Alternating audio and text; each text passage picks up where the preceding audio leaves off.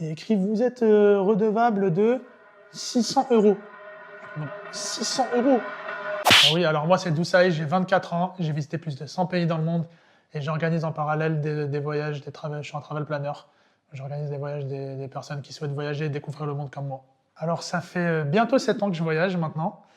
Et ce qui m'a donné envie de voyager, c'est ma passion pour la géographie et pour la géopolitique. Je suis quelqu'un qui est passionné du monde, des relations internationales, et ce qui m'a fait pousser justement à aller visiter tous les pays du monde, et c'est mon souhait justement de visiter tous les pays, les 197 pays de notre monde. Alors aujourd'hui, je vais vous parler de mon aventure en Gambie. Alors je suis parti en Gambie en octobre 2024 pour un road trip à travers l'Afrique de l'Ouest, donc de la Mauritanie jusqu'à la Guinée-Bissau. Et du coup, pour aller jusqu'en Guinée-Bissau, vous êtes obligé de traverser le Sénégal et la Gambie, qui est à l'intérieur, qui est enclavée dans le Sénégal. Et du coup, en Gambie, c'est un pays qui est anglophone, contrairement au reste de l'Afrique de l'Ouest, qui est principalement francophone et lusophone aussi en Guinée-Bissau. Du coup, moi, j'arrive en Gambie avec ma voiture, donc j'avais loué un 4x4 au Sénégal, et donc j'arrive en Gambie. Et en Gambie, c'est un pays où il y a énormément de corruption, malheureusement. Et donc, du coup, la police qui fait des barrages justement sur les chemins m'arrête parce qu'ils me repèrent en étant donné que je n'ai pas de Gambie. Donc, ils m'ont très vite remarqué. Et ils m'arrêtent presque tous les kilomètres. Tous les kilomètres où ils m'arrêtent, où ils me demandent des pots de vin parfois, ou juste pour s'assurer de ma sécurité, ou voir un peu où je compte aller.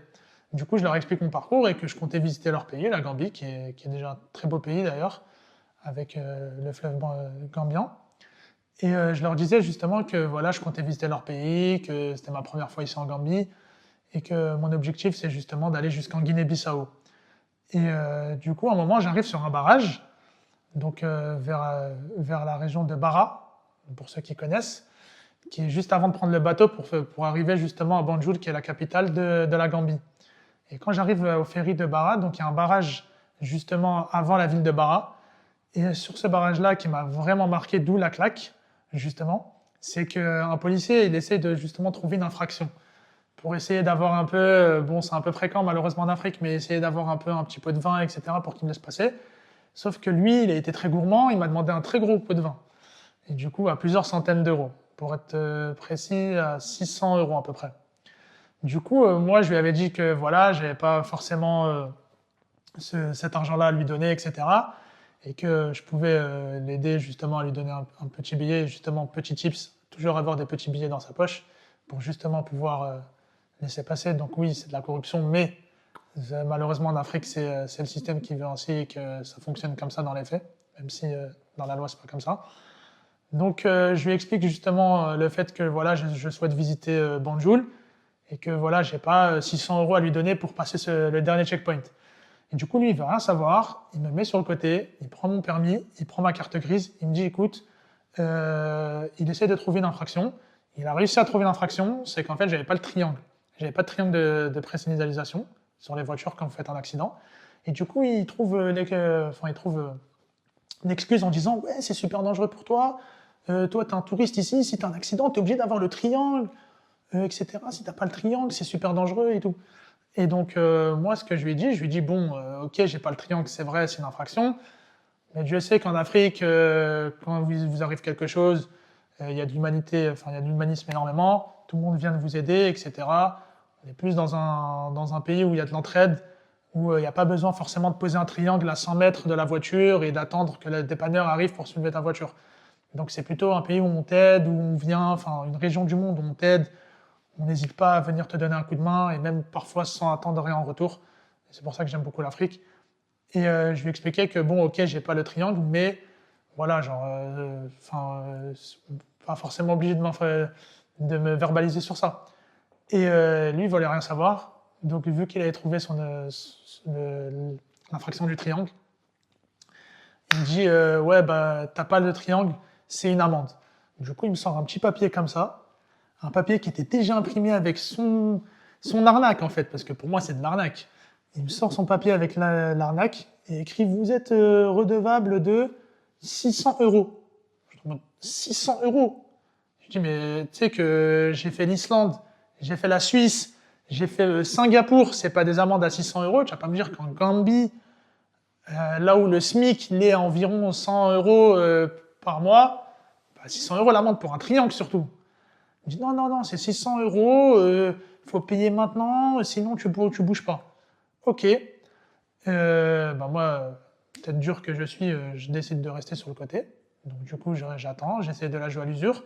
J'attends 1 heure, 2 heures sur le soleil de plomb en Afrique de l'Ouest, des moustiques sur moi, enfin, situation très compliquée.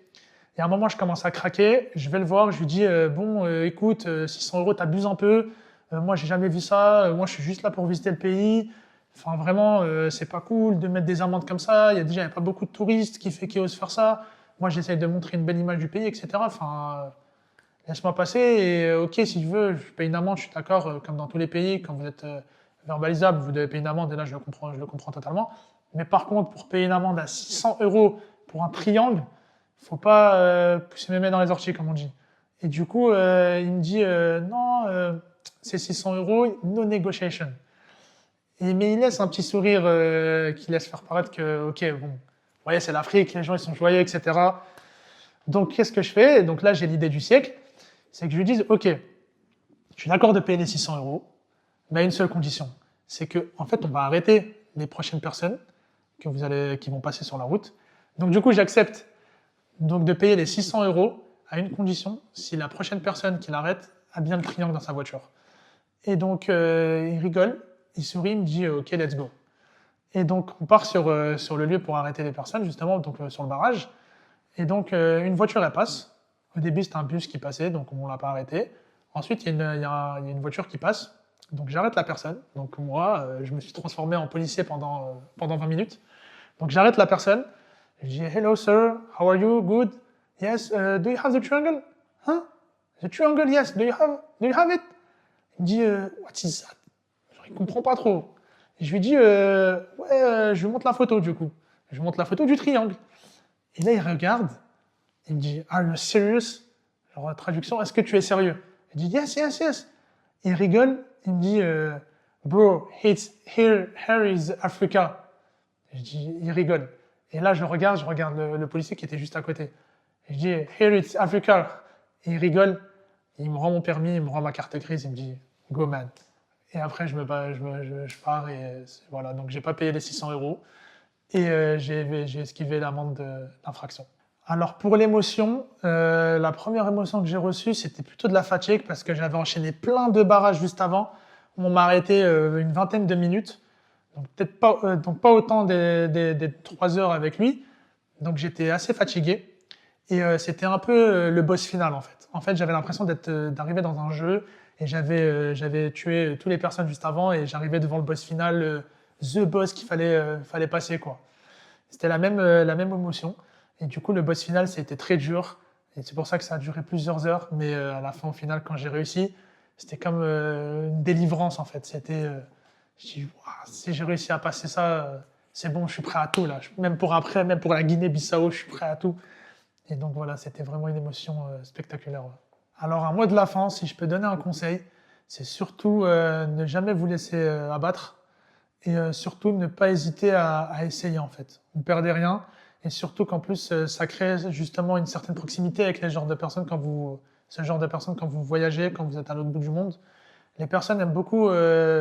Surtout en Afrique, on aime beaucoup rigoler, on aime beaucoup, c'est des accueils très chaleureux. Du coup, n'hésitez vraiment pas à justement essayer de négocier, mais tout dans la rigolade et dans la bienveillance. Ça, c'est super important. Okay, let's go.